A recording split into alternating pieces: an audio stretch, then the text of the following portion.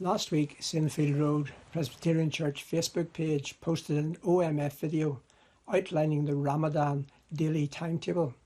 It's worth a watch if you haven't seen it already. It's quite a commitment. Could you do that for 30 days? I doubt I could cope. 30 Days of Prayer for the Muslim World was created almost 30 years ago by a group of Christians committed to sharing the love of Christ with Muslims. This year, as we use 30 Days of Prayer, we join Christians in 30 languages, in 40 countries. We are part of hundreds of thousands of Christians praying that during Ramadan, Muslims will meet Jesus. When Ruth and I joined Wycliffe Bible Translators to go to Côte d'Ivoire in 1989, I don't think we'd ever met a Muslim person in Belfast. In Côte d'Ivoire, we saw many mosques, large and small.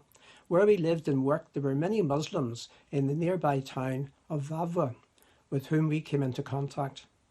For example, when we took a bus from Vavre to Abidjan, the capital city, the driver and his helpers were usually Muslim.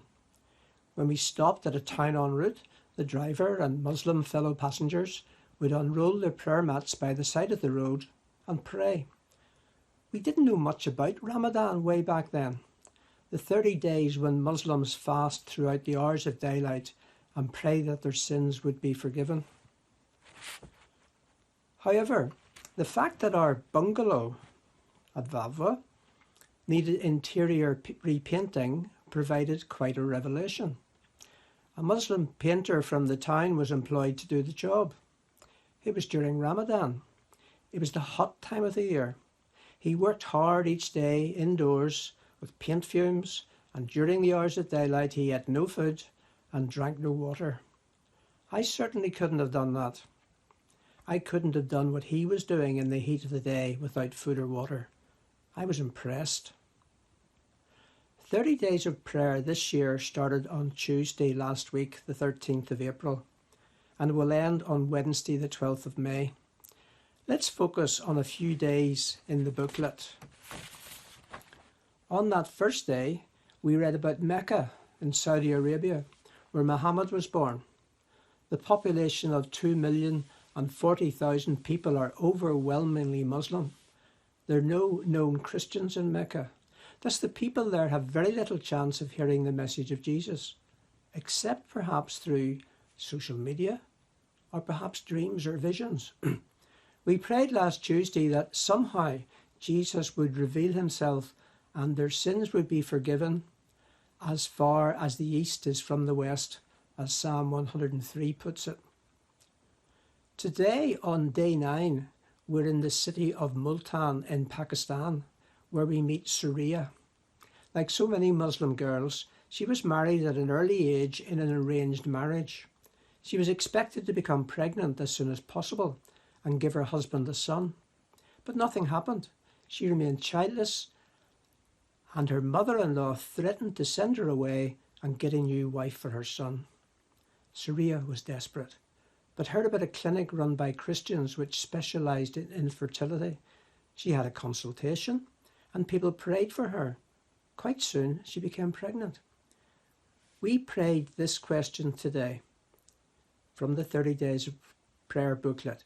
Will Surya remember Jesus, in whose name she was prayed for, and open her heart to him? But now let's look forward to day 26 on the 8th of May. It will tell us about Ahmadiyya, an Islamic sect, a sizable group who live in Hamburg in Germany. But day 26 is a hugely significant day during Ramadan. It's called Laylat al-Qadr, or in English, the Night of Power.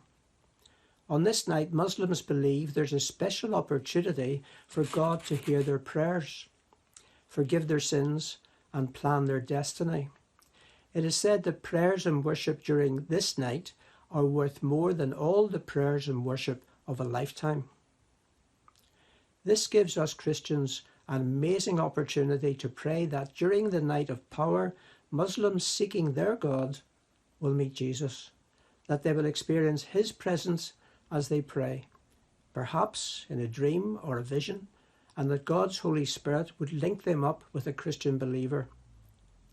I hope that all of you watching tonight are encouraged to pray faithfully through the 30 days of prayer. If you haven't got a copy of the booklet, there's still copies available in the hub, or you can access each day on Facebook. Search for 30 Days of Prayer International and you can click on the link for each day. Thank you for listening and for praying.